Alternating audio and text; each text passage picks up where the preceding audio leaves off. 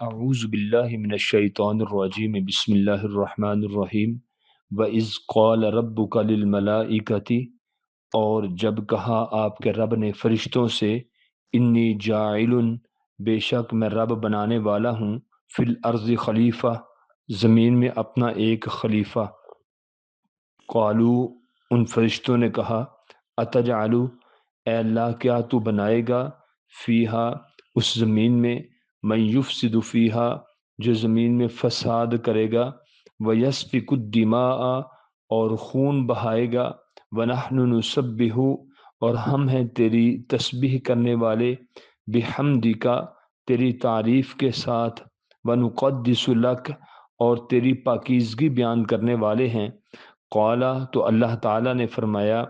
انی اعلم ما لا تعلمون بے شک جو میں رب جانتا ہوں وہ تم نہیں جانتے۔ سورۃ البقرہ کی آیت نمبر 30 کے اس مقام میں سب سے پہلے یہ سمجھنا ضروری ہے کہ خلیفہ سے کیا مراد ہے۔ پیچھے آنے والا، جان نشین، کسی کے بعد اس کی جگہ لینے والا، اس کو خلیفہ کہتے ہیں۔ لیکن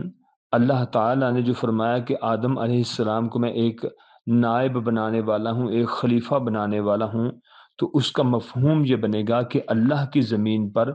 اللہ تعالیٰ کے احکامات کو نافذ کرنے والا ہوگا۔ تو جب اللہ تعالیٰ نے فرمایا کہ اے فرشتوں کی جماعت میں رب ایک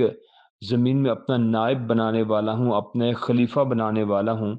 جو زمین میں میرا کام کرے گا، تو قالوا اتجعل فیہا من یفسد فیہا ویسفک الدماء، یا اللہ پاک وہ زمین میں جا کر فساد کرے گا، خون بہائے گا۔ یہاں پر یہ سوال پیدا ہوتا ہے کہ کیا فرشتوں کو علم غیب تھا جس کی بنا پر انہوں نے کہا کہ یا اللہ پاک یہ جو زمین میں جا کر فساد کرے گا اور خون بہائے گا؟ ہرگز فرشتوں کے پاس علم غیب نہیں تھا، بلکہ انہوں نے اس سے قبل جنات کو دیکھا ہوا تھا کہ جنات جو زمین میں آباد تھے، جب انسان آئے تو جنات کو پردے میں کر دیا، اوجھل کر دیا، انسان کی نظروں سے دور کر دیا۔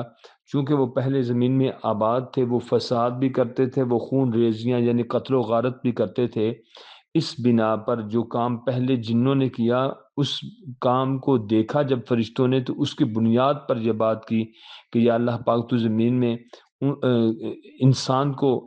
بنا کر، اپنا نائب بنا کر، خلیفہ بنا کر تو زمین میں بھیجتا ہے، آگے پھر اس کی اولاد ہوگی تو وہ تو زمین میں جا کر فساد کریں گے، خون ریزیاں کریں گے۔ یا اللہ پاک تو یہ نہ کر، تو یہ کر، تو یہ دیکھ کہ وَنَحْنُ نُسَبِّحُ بِحَمْدِكَ وَنُقَدِّسُ لَكَ، کہ یا اللہ پاک ہم تیری تسبیح کرتے ہیں، تیری تعریف کے ساتھ تیری پاکیزگی بیان کرتے ہیں۔ قال اللہ تعالیٰ نے فرمایا انی اعلم ما لا تعلمون،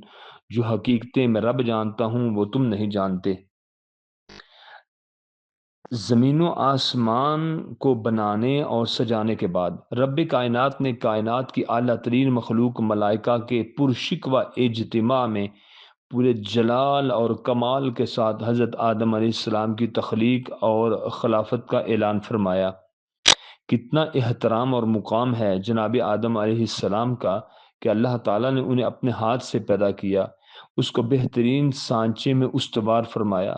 اپنی روح کو اس میں القاء کیا، اور پھر خلافت کے منصب پر فائز فرما کر اعلیٰ ترین مخلوق سے سجدہ کروایا اور اس کی خلافت کا اعلان فرمایا۔ خلافت کا اعلان سنتے ہی ملائکہ نے اللہ کے حضور اس کا ایک خدشے کا اظہار کیا۔ یہ تو ایسی مخلوق ہے جو زمین میں قتل و غارت اور دنگا فساد کرے گی، جبکہ ہم تیری حمد و ستائش کرنے والے ہیں۔ خلافت سے مراد جہاں پر اللہ تعالیٰ کی خلافت نہیں بلکہ زمین میں حضرت آدم علیہ السلام کی حکمرانی ہے، خلیفہ سے مراد۔ یا پھر حضرت آدم علیہ السلام جنات کے خلیفہ ہیں، کیونکہ آدم سے پہلے زمین کا نظام جنات کے سپرد تھا، تو پہلے آدم آئے، پہلے جنات آئے پھر آدم آئے۔ چونکہ وہ جنات کے بعد آئے ہیں تو بعد میں آنے والے کو ہمیشہ خلیفہ کہا جاتا ہے۔ دیکھیں اللہ تعالیٰ کی شان ہے کہ اللہ تعالیٰ جو چاہتا ہے کرتا ہے۔ قرآن کریم کی سورۃ الانبیاء میں جائیں تو آیت نمبر 23 میں آتا ہے لا یسأل عما یفعل وهم یسألون، کہ اللہ تعالیٰ کے کسی کام پر سوال نہیں ہوتا، اللہ تعالیٰ سے کوئی نہیں پوچھتا، البتہ مخلوق سے سوال کیا جاتا ہے، وهم یسألون، ان سے سوال کیا جاتا ہے۔ تو آگے فرمایا کہ وعلم آدم الاسماء، سکھائے حضرت آدم علیہ السلام کو چند ایک نام، کلہا سب چیزوں کے، ثم عرضهم علی الملائکہ، پھر انہیں فرشتوں پر پیش کر دیا، فقال انبئونی، پھر اللہ تعالیٰ نے فرمایا کہ مجھ کو بتاؤ، بیسمائی نام، ہاؤلاء ان سب کے، ان کن تم صادقین، اگر تم سچے ہو، تم سب سچے ہو، اگر تم سب سچے ہو، اگر تم سب اپنے موقف اور بات میں سچے ہو۔ قالوا، ان فرشتوں نے کہا، سبحانک، یا اللہ پاک تو پاک ہے، لا علم لنا، ہمیں تو کوئی علم نہیں ہے، الا ما علمتنا، مگر اتنا سا ہے جو تو نے ہمیں سکھایا ہے، انک انت العلیم الحکیم، بے شک یا اللہ پاک تو ہی جاننے والا ہے، بڑی حکمت والا ہے۔ حضرت آدم علیہ السلام کو تمام چیزوں کے ناموں سے آگاہ کر دیا گیا تھا جس سے انہیں واسطہ پڑنا تھا، پھر ان اشیاء کو ملائکہ کے سامنے پیش کر کے حکم دیا کہ اگر تم سچے ہو نا اپنے موقف اور بات میں تو مجھے ان کے نام بتلاؤ۔ ملائکہ نے نام بتلانے سے معذوری ظاہر کی اور عرض کی کہ یا اللہ پاک، تیری ذات، تیرے احکام اور تیرے کام ہر کمزوری اور نقص سے پاک ہیں، ہم تو فقط اتنا ہی جانتے ہیں جو کچھ آپ نے ہمیں بتلایا ہے، بلا شبہ تو ہر چیز کا علم رکھنے والا ہے۔ ملائکہ کے اقرار سے ثابت ہوا کہ ملائکہ غیب کا علم نہیں جانتے تھے۔ پھر اس کے بعد کیا ہوا؟ حضرت آدم علیہ السلام کو حکم ہوا کہ ملائکہ کو ان چیزوں کے نام بتاؤ، یعنی فرشتوں کو ان چیزوں کے نام بتاؤ۔ حکم پاتے ہی حضرت آدم علیہ السلام نے بلا تعمل، بلا سوچے سمجھے ان سب چیزوں کے نام بتلا دیے۔ اس کے بعد ارشاد ہوا، کیا میرا پہلے سے یہ فرمان نہیں تھا کہ میں زمین و آسمان کے ظاہر اور باطن کو جانتا ہوں، اور وہ بھی مجھے معلوم ہے جو تم ظاہر کر رہے ہو، جو تم چھپائے ہوئے ہو۔ اس میں واضح طور پر ملائکہ کے لیے اشارہ ہے کہ یہ چیزیں تمہارے سامنے ہونے کے باوجود کہ تم ان کے نام نہیں بتلا سکتے، تو پھر تم حضرت آدم علیہ السلام کی چھپی ہوئی صلاحیتوں کو کیسے جان سکتے ہو؟ قال انی اعلم ما لا تعلمون، قال انی اعلم ما لا تعلمون، قالوا سبحانک لا علم لنا الا ما علمتنا انک انت العزیز الحکیم۔ سبحان اللہ، حضرت آدم علیہ السلام کی چھپی صلاحیتوں کو تم کیسے جان سکتے ہو؟ جس طرح حضرت آدم علیہ السلام نے میرے عطا کردہ علم کے ذریعے تم پر برتری حاصل کی ہے، اسی طرح ہی میری ہدایت کی روشنی میں خیر و شر، نیکی و بدی میں امتیاز کر کے پھر بھی وہ برتری حاصل کرے گا۔ بعض مفسرین نے کچھ روایات ہیں جن کی سند ٹھیک نہیں، اور کچھ دیگر ذرائع سے حاصل ہونے والے معلومات کی بنیاد پر لکھتے ہیں کہ حضرت آدم علیہ السلام کو ان چیزوں کے نام ملائکہ سے الگ کر کے، اور بعض کا خیال ہے کہ ملائکہ کی موجودگی میں ہی بتلائے گئے تھے، فرشتے اہلیت نہ رکھنے کی وجہ سے یہ نام بھول گئے، جبکہ حضرت آدم علیہ السلام اپنی لیاقت کی بنیاد پر ان چیزوں کے نام یاد رکھنے اور بتلانے میں کامیاب ہو گئے۔ قرآن کریم لا حاصل مشگافیوں کی طرف توجہ نہیں کرتا، کیونکہ اس طرح انسان اصل مقصود اور عملی زندگی سے نکل کر کیلو کال کا شکار ہو کر رہ جاتا ہے۔ قال یا آدم انبئہم باسمائہم، تو اس نے فرمایا کہ آدم انہیں بتلا دے ان کے نام۔ فلما انبأہم باسمائہم، سو جب انہیں بتلائے گئے ان سب چیزوں کے نام، قال، اللہ تعالیٰ نے فرمایا، الم اقل لکم،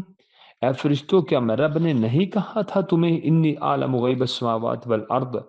کہ بے شک میں رب ہی تو خوب جاننے والا ہوں، عالم خوب جاننے والا ہوں، غیب السماوات والارض چھپی باتیں آسمانوں کی اور زمین کی، پردے پیچھے جو باتیں ہیں آسمانوں کی اور زمین کی، وعالم اور میں رب خوب جانتا ہوں، ما تبدون جو کچھ تم ظاہر کرتے ہو، وما کنتم تکتمون جو کچھ تم کتمان کرتے ہو، جو کچھ تم چھپاتے ہو۔ وَإِذْ قُلْنَا لِلْمَلَائِكَةِ اسْجُدُوا، اللہ تعالیٰ نے فرمایا کہ ہم نے پھر کہا کہ فرشتوں کو، یہاں پر ایک یہ بھی سوال اٹھتا ہے کہ اللہ تعالیٰ کی ذات تو ایک ہے، جیسے قُلْ هُوَ اللَّهُ أَحَدٌ، اے پیغمبر صلی اللہ علیہ وسلم آپ فرما دیجئے وہ اللہ ایک ہے۔ اللہ تعالیٰ تو ایک ہے، لیکن جہاں پر فرمایا کہ وَإِذْ قُلْنَا لِلْمَلَائِكَةِ اسْجُدُوا، جب ہم نے کہا فرشتوں سے کہ تم سب سجدہ کرو لِآدَمَ، حضرت آدم علیہ السلام کو، تو یہاں پر قلنا اللہ تعالیٰ فرماتے ہیں ہم نے کہا، جبکہ اللہ کی ذات تو احد ہے، واحد ہے، ایک ہے، یکتا ہے، اس کا کوئی شریک نہیں ہے، کوئی اس کی ہم شریک نہیں ہے، کوئی اس کی برابری کا نہیں ہے۔ جب اللہ ایک ہے تو اللہ تعالیٰ یہاں پر تو فرما رہے ہیں کہ ہم نے کہا فرشتوں سے کہ تم سجدہ کرو حضرت آدم علیہ السلام کو،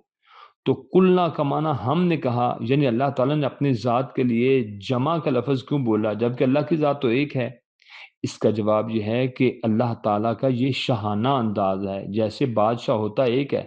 کہتا ہے ہم نے کہا تھا کہ جنگ کرو، ہم نے کہا تھا کہ شہر کے اندر سے شہر کی خوبصورتی کے لیے نہر نکال دو، ہم نے کہا تھا۔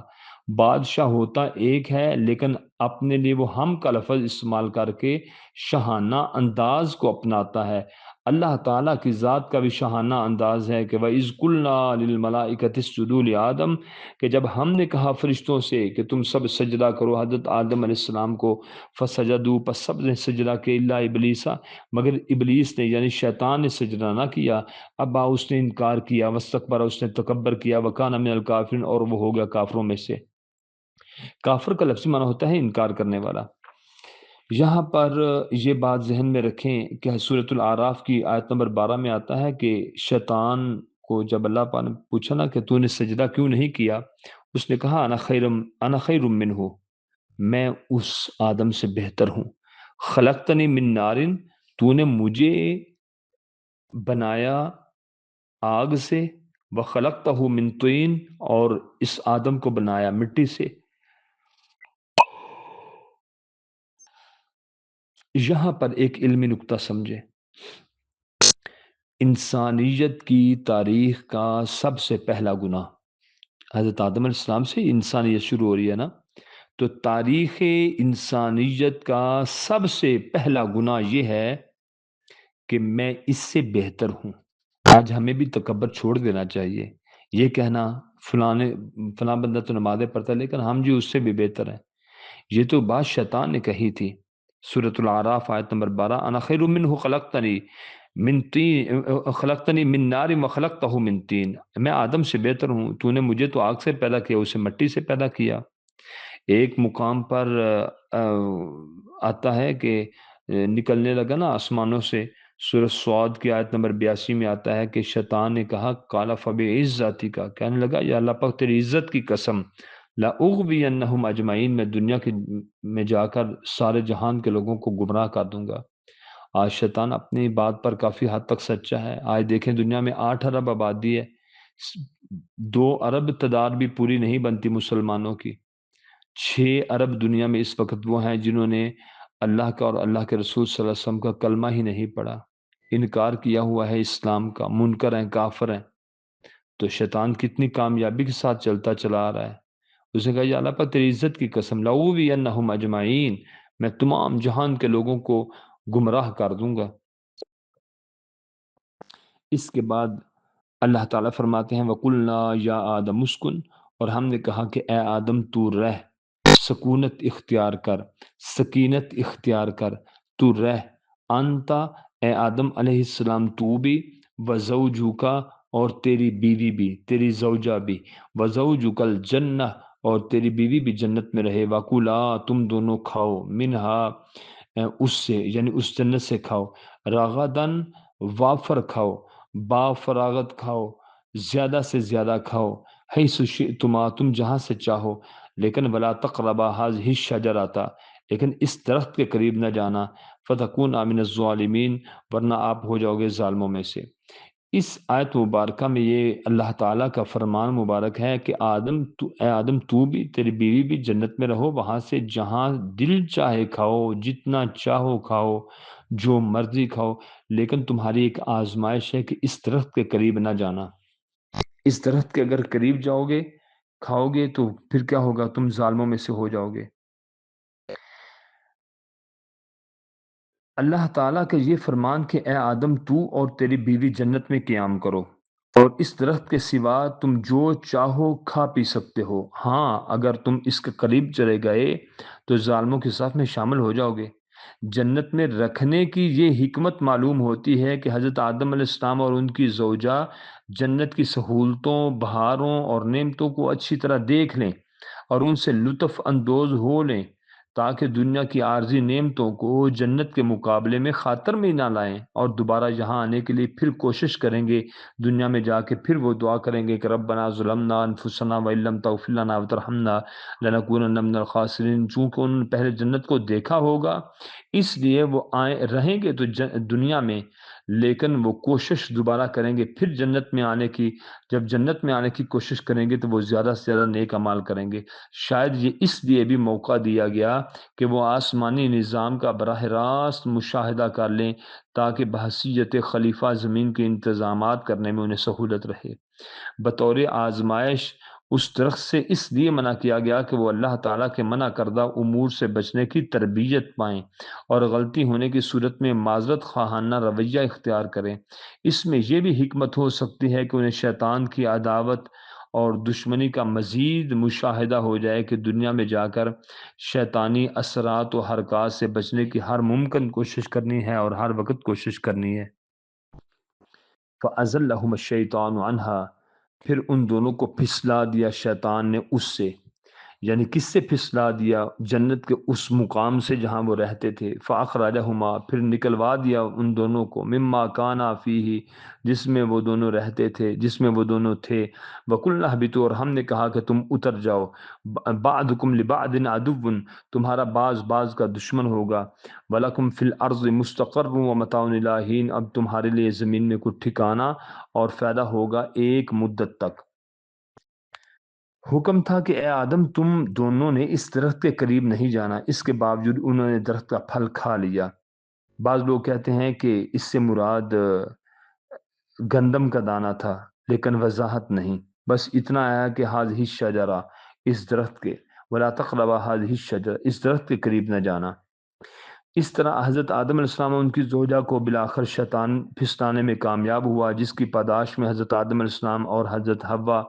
علیہ السلام کو جنت سے نکلنے کا حکم دیا گیا۔ ان کے ساتھ ہی شیطان کو بھی زمین پر دھتکار دیا گیا۔ خروج کا حکم دیتے ہوئے پھر فرمایا کہ تم ایک دوسرے کے دشمن ہو، لہذا ایک مدت کے لیے اب زمین ہی تمہارے لیے جائے قرار ہوگی۔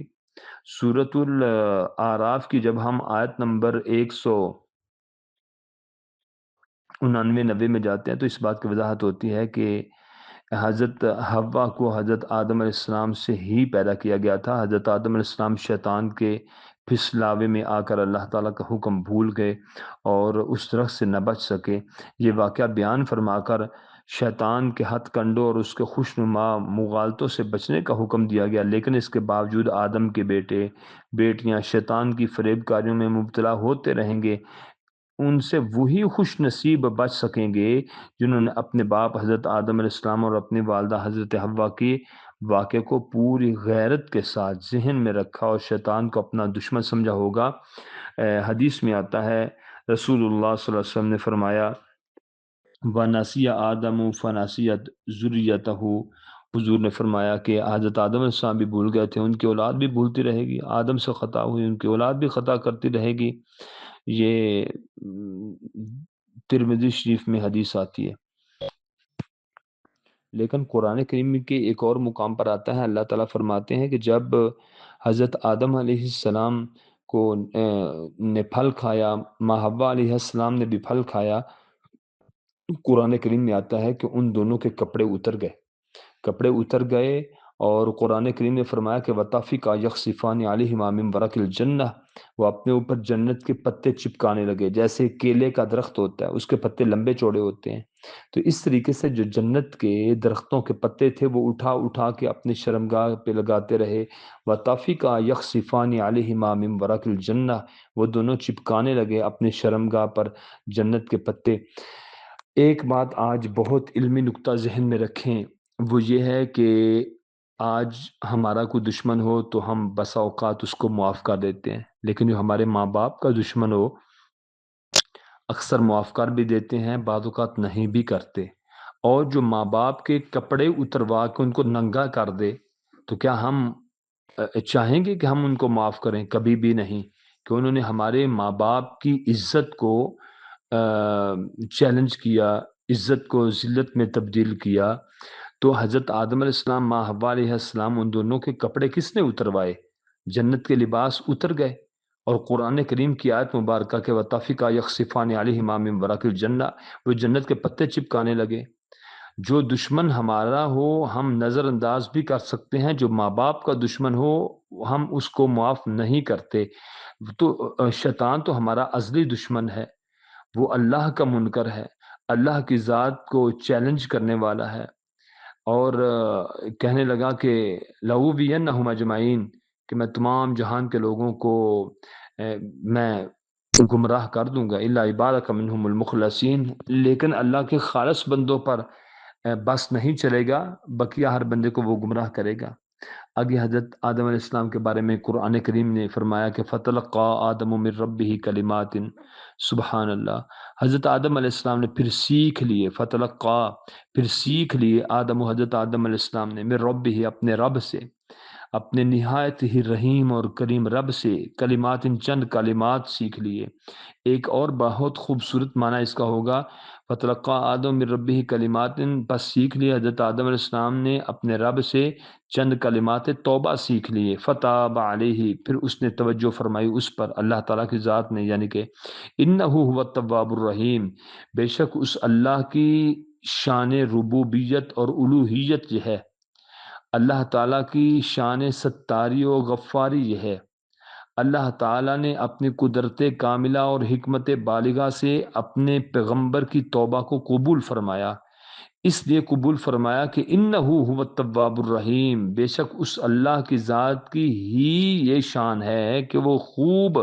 توبہ کو قبول فرمانے والا ہے، رحم کرنے والا ہے۔ جب حضرت آدم علیہ السلام کو اپنی غلطی کا احساس ہوا تو نہ صرف وہ اپنے رب کے حضور معافی کے طلبگار ہوئے، بلکہ اپنے رب سے معافی کا انداز، طریقہ اور الفاظ کی درخواست بھی کر رہے ہیں، یا اللہ پاک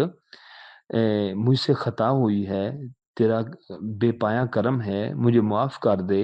اور مجھے کچھ کلمات ایسے سکھا دے جو تجھے پسند ہیں، تاکہ میں ان کلمات کا ورد کرتا رہوں، ان الفاظ کے ذریعے تجھے پکارتا رہوں، تاکہ میرے دکھوں کا مداوع ہو جائے۔ اس مقام پر تینوں بڑی مخلوقات کی فطرت کا فرق نمایاں ہوتا ہے۔ ملائکہ نے معمولی لغزش پر لفظ سبحان کے ذریعے معذرت کر دی، اور انہیں اسی کے ذریعے اللہ کا تقرب حاصل رہا۔ شیطان اپنے جرم پر ڈٹا رہا تو ہمیشہ کے لیے پھٹکار کا مستحق اور راندہ درگاہ ہو گیا۔ حضرت آدم علیہ السلام نے اپنی غلطی پر معذرت خواہ ہوئے اور معذرت کو شرف قبول اور اس کی معذرت کو اللہ تعالیٰ نے قبول فرمایا، اور وہ خلافت کے منصب پر فائز رہے۔ اس لیے رب کریم ہمیشہ سے توبہ قبول کرنے والا، رحم فرمانے والا ہے، ہمیشہ سے ہے، ازل سے ہے، اور ابد ابد تا ابد رہے گا۔ اس کا وعدہ ہے کہ جب بھی میری بارگاہ میں کوئی معذرت کا دامن پھیلائے گا تو میں رب اسے معاف کروں گا۔ من تاب قبل ان تطلع الشمس من مغربها تاب اللہ علیہ، مسلم شریف کی حدیث ہے کہ جس نے مغرب سے سورج طلوع ہونے سے پہلے پہلے توبہ کر لی، اللہ تعالیٰ اس کی توبہ کو قبول فرمائے گا، کیونکہ آج تو مشرق سے سورج طلوع ہو رہا ہے، قرب قیامت یہ سورج مغرب سے طلوع ہوگا۔ قُلْنَا اهْبِطُوا مِنْهَا جَمِيعًا، ہم نے کہا کہ اتر جاؤ یہاں سے سب، فَإِمَّا يَأْتِيَنَّكُم مِّنِّي هُدًى، پس جب آئے تمہاری طرف، منی میں رب کی طرف سے، ہدن ہدایت کی بات، فمن تبیا جس نے ہدایت کی تابع داری کی، ہدایا میری ہدایت کی، فمن سو جس شخص نے تابعہ تابع داری کی، حکم مانا، ہدایا میری ہدایت کا، فلا خوف علیہم ولا هم یحزنون، اس کی زندگی میں کوئی خوف نہیں ہوگا، ان کے اوپر کوئی غم نہیں ہوگا۔ اللہ تعالیٰ نے فرمایا کہ آدم اور حوا تمہاری توبہ قبول ہوئی، اور جو انہوں نے اپنے رب سے چند کلمات توبہ سیکھے تھے وہ کیا تھے؟ ربنا ظلمنا انفسنا وَإِن لَّمْ تَغْفِرْ لَنَا وَتَرْحَمْنَا لَنَكُونَنَّ مِنَ الْخَاسِرِينَ۔ آج ہمیں بھی یہ دعا کثرت سے پڑھنی چاہیے تاکہ اللہ تعالی ہماری خطاؤں کو بھی اپنی رحمت سے معاف فرما دے، ختم فرما دے۔ حضرت اللہ تعالیٰ نے فرمایا کہ اے آدم اور حوا تمہاری توبہ قبول ہوئی، لیکن تم آسمان سے اتر جاؤ، لہذا جنت سے نکل جاؤ، اور تم زمین پر جا کر شیطان کی سازشوں کا مقابلہ کرتے ہوئے اپنی ذمہ داریاں احسن طریقے سے نبھانے کی کوشش کرو۔ یاد رکھنا تمہارا زمین پر جانے کا یہ معنی نہیں کہ تم شتر بے مہار کی طرح جدھر چاہو نکل کھڑے ہو، بلکہ تمہیں ایک دستور حیات دیا جائے گا جس کے مطابق تم نے انفرادی، اجتماعی، سماجی، معاشرتی، معاشی، سیاسی، غرض یہ کہ تم نے اپنی زندگی کا ہر گوشہ اور زاویہ اس کے مطابق ڈھالنا ہوگا۔ یہی خلافت کا تقاضا اور تمہاری زندگی کا مقصد ہے۔ جس نے اس ہدایت نامے کی پابندی کی اسے دنیا کی زندگی میں امن و سکون ملے گا اور آخرت میں کوئی خوف اور کسی قسم کی کوئی پریشانی نہیں ہوگی۔ یہاں پر ایک علمی نکتہ اور بھی سمجھیں، وہ بہت ہی ایک علمی نکتہ ہے، میں اکثر اپنے شاگردوں کو بتاتا رہتا ہوں۔ اس آیت مبارکہ میں آیا ہے کہ فلا خوف علیہم ولا هم یحزنون، ان کی زندگی میں کوئی خوف نہیں ہوگا، جو بھی میں رب کی طرف سے آنے والی ہدایت کو اپنائیں گے ان کی زندگی میں کوئی خوف نہیں ہوگا، ولا هم یحزنون، اور نہ ہی وہ غمگین ہوں گے۔ معلوم ہوا کہ خوف کا جو تعلق ہوتا ہے وہ آنے والی زندگی کے ساتھ ہوتا ہے، غم کا تعلق گزری ہوئی زندگی کے ساتھ ہوتا ہے۔ جیسے دشمن نہ کہیں آ گیا ہو ہمارے گھر کے دروازے کے قریب، سیلاب نہ آ گیا ہو، کہیں زلزلہ نہ آ جائے، کہیں بھوک اور افلاس نہ آ جائے، کہیں ملک میں قحط سالی نہ پڑ جائے، کہیں کرونا وائرس نہ آ جائے، تو یہ جو خوف ہوتا ہے نا یہ آنے والی زندگی کا ہوتا ہے۔ جو غم ہوتا ہے وہ گزری ہوئی زندگی کا ہوتا ہے۔ فلاں وقت میں میری دکان اور میرا کاروبار ختم ہو گیا تھا، غم۔ فلاں ہمارا رشتہ دار فوت ہو گیا تھا، غم۔ فلاں ہمارا ماں باپ میں سے فوت ہو گیا تھا، غم۔ فلاں وقت کسی بندے نے میرے اوپر مصیبت ڈال دی تھی، غم۔ تو خوف ہوتا ہے آنے والی زندگی کا، غم ہوتا ہے گزری ہوئی زندگی کا۔ اللہ تعالیٰ نے قرآن کریم میں بھی ایک مقام پر فرمایا کہ الا ان اولیاء اللہ لا خوف علیہم ولا هم یحزنون، جو میرے ولی ہیں نا، اللہ کے جو ولی ہیں، اولیاء اللہ ہیں، اللہ تعالیٰ فرماتے ہیں یہ میرے جو نیک بندے ہیں نا ان کی زندگی میں خوف بھی نہیں ہوگا، غم بھی نہیں ہوگا۔ یعنی خوف کا تعلق آنے والی زندگی کے ساتھ، غم کا تعلق پچھلی گزری ہوئی زندگی کے ساتھ۔ اس مقام پر بھی فرمایا کہ اے آدم تم اتر جاؤ یہاں سے سب کے سب، بس اگر میں رب کی طرف سے جب بھی ہدایت کی بات آئے گی، جو بندہ اس ہدایت کی باتوں کی اتباع اور پیروی اور تابع داری کرے گا، فلا خوف علیہم ولا هم یحزنون، تو ان کی زندگی میں کوئی خوف نہیں ہوگا، نہ ہی وہ غم کھائیں گے۔ والذین کفروا وکذبوا بآیاتنا، وہ لوگ جنہوں نے کفر کیا اور جھٹلایا ہماری آیتوں کو، اولئک اصحاب النار، یہی وہ لوگ ہیں جو آگ والے ہیں، ہم فیہا خالدون، وہ اس آگ میں ہمیشہ ہمیش رہیں گے۔ قرآن کریم کا یہ انداز فکر اور اسلوب بیان ہے کہ جب انعام و اکرام کا تذکرہ کرتا ہے تو اس کے ساتھ برائی کے مضمرات اور عواقب بھی بیان کرتا ہے، اس کے انجام کے بارے میں بھی انتباہ کرتا ہے، تاکہ قرآن کا مطالعہ کرنے والا بیک وقت یہ سمجھے کہ نیکی کے کیا فوائد ہیں اور برائی کے کیا نقصانات ہیں۔ آپ پورے قرآن کریم کو پڑھ کے دیکھ لیں، جہاں جہاں نیکی کا تذکرہ وہاں پہ بدی کا تذکرہ، جہاں پہ ایمان کا ذکر وہاں پر کفر کا ذکر، جہاں پہ اللہ کے بندوں کا اور نبیوں کا تذکرہ وہاں پر شیطان کا تذکرہ، جہاں پر قرآن کریم میں جنت کا تذکرہ وہاں پر قرآن کریم میں جہنم کا بھی تذکرہ، جہاں اہل ایمان کا ذکر وہاں اہل کفر کا بھی تذکرہ۔ تو معلوم ہوا کہ جب آپ نے لوگوں کو سمجھانا ہے، مثلا بندہ بعض اوقات اپنے اولاد کو بھی سمجھاتا ہے، تو ان کے سامنے ایک پوائنٹ نہ رکھیں، صرف منفی نہ رکھیں یا صرف مثبت نہ رکھیں، ان کے سامنے پازیٹیوٹی بھی رکھیں، ان کے سامنے نیگیٹیوٹی بھی رکھیں۔ ان کو کہیں کہ بیٹا پڑھیں گے تو آپ بہت بڑے عالم بن جائیں گے، جاب ملے گی، عزت ملے گی، باوقار طریقے سے دنیا میں زندگی گزار کے دنیا سے جاؤ گے۔ اگر تم نے نہ پڑھا تو جاب نہیں ہوگی، ذلت ہوگی، محنت مزدوری کرنی پڑے گی، اور آخری وقت تک اپنی مزدوری کر کے ہی اپنی دوائیاں پوری کرنی پڑیں گی۔ تو دیکھ لو محنت کرنی ہے یا نہیں کرنی۔ تو جس طرح یہ دو پہلو ہیں، ایک پازیٹیوٹی کا ایک نیگیٹیوٹی کا، تو ہمیں چاہیے کہ ہم جب اپنے اولاد کو سمجھائیں یا کسی کو بھی سمجھائیں تو ہم اس کے سامنے دو پہلو رکھیں۔ بس اوقات کند ذہن بھی لوگ سامنے بیٹھے ہوتے ہیں، آپ ایک بات کریں گے نا نیگیٹیوٹی کی، ان کے ذہن میں وہی منفی اثرات ہی جو وہ غلبہ پائیں گے۔ یا جب آپ ان کے سامنے مثبت اثرات رکھیں گے تو ان کے سامنے مثبت ہی رہیں گے، منفی کا تو ان کو پتہ ہی نہیں ہوگا۔ تو اس لیے یہ قرآن کریم کا بہت بہترین اور سادہ اور بہت خوبصورت قرآن کریم کا انداز ہے کہ قرآن کریم کا مطالعہ کرنے والا بیک وقت یہ سمجھ جائے کہ نیکیوں کی کیا فوائد ہے، برائیوں کے کیا نقصانات ہیں۔ یہاں اللہ تعالیٰ کے احکام کا انکار اور ان کی تکذیب کرنے والوں کو خبردار کیا جا رہا ہے کہ اگر تم اللہ تعالیٰ کی ذات کے منکر اور اس کے احکامات کا انکار اور تکذیب کرتے رہے تو تمہیں جہنم کی آگ میں ہمیشہ رہنا پڑے گا۔ یہاں پر آخر میں ایک علمی نکتہ اور بیان کروں کہ قرآن کریم میں ہم نے بارہا مقامات پر پڑھا ہے کہ والذین کفروا وکذبوا بآیاتنا، بڑے آرام سے ہم پڑھ کے چلے جاتے ہیں۔ کبھی ہم نے دیکھا کہ وکذبوا بآیاتنا تکذیب آیات کیا ہے؟ نماز چھوڑنا بھی تکذیب آیات ہے، روزہ چھوڑنا بھی صحت مند بندے کا بلا وجہ روزہ چھوڑنا بھی تکذیب آیات ہے، چوری کرنا بھی تکذیب آیات ہے، اللہ تعالیٰ کی ذات کو ماننا لیکن وہ عقیدے جو اللہ کی ذات کے لیے رکھنے چاہیے تھے وہ عقیدے آپ نے غیر اللہ کے لیے رکھے ہوئے ہیں۔ جعلی قسم کے شعبدہ بعد ناٹک کرنے والے پیروں فقیروں کو وہ آپ نے اتھارٹی دی ہوئی ہے جو آپ نے اللہ کو دی ہوئی ہے، یہی تو تکذیب آیات ہے۔ آپ انگوٹھی اور فیروزہ پہن لیتے ہیں، کہتے ہیں اس سے قسمت کا مقدر کا ستارہ خوب چمکے گا، جبکہ اللہ تعالیٰ سے نہیں مانگتے، یہی تو تکذیب آیات ہے۔ آپ تعویذ پہن لیتے ہیں، کہتے ہیں اس سے قسمت اچھی ہو جائے گی، جبکہ وہ تو اللہ نے قسمت اچھی کرنی ہے، یہی تو تکذیبی آیات ہے۔ ہر روز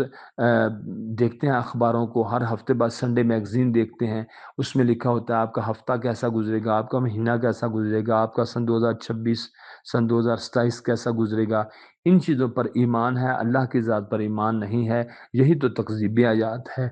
دنیا کی ہر بات کو مانتے ہیں، شریعت کی کوئی بات بھی نہیں مانتے، یہی تو تکذیبی آیات ہے۔ مخلوق سے سب کچھ ہونے کا یقین اور اللہ سے نہ ہونے کا یقین دلوں میں بیٹھ جائے، یہی تو تکذیبی آیات ہیں۔ کہتے ہیں اللہ سے بھی مانگتے ہیں لیکن یہ اللہ کے پیارے ہمارے ان کے آگے، ان کی اللہ کے آگے، یہی تو تکذیبی آیات ہیں۔ تو تکذیبی آیات سے انسان کو اسلام باہر نکالتا ہے۔ اور آخری جملہ کہ ہم کب تک بدمست ہاتھی کی طرح دندناتے رہیں گے، یہ جوانی ہمیشہ نہیں رہے گی۔ جن ہاتھوں میں ہم نے اپنے بچوں کو اٹھایا ہوا ہے، کمزور ہو کر، وہ بھی اگر اللہ نے چاہا کمزور ہو کر ہم ان اپنے بچوں کے ہاتھوں میں ہم چلے جائیں گے، وہ ہمیں دونوں ہاتھوں پہ اٹھا کے کبھی ادھر لے جا رہے ہوں گے، کبھی ادھر لے جا رہے ہوں گے۔ ضرورت اس چیز کی ہے کہ ہم دنیا میں رہ کر اللہ کی زمین پر اللہ کا کام کریں۔ ہم رہیں دنیا میں لیکن فکر ہمیں آخرت کا ہو۔ ہم رہیں تو اس دنیا میں لیکن اللہ کی زمین پر اللہ کے حکموں کو بجا لائیں۔ اللہ تعالی ہمیں عمل کی توفیق عطا فرمائے۔ ھذا ما عندی واللہ اعلم بالصواب۔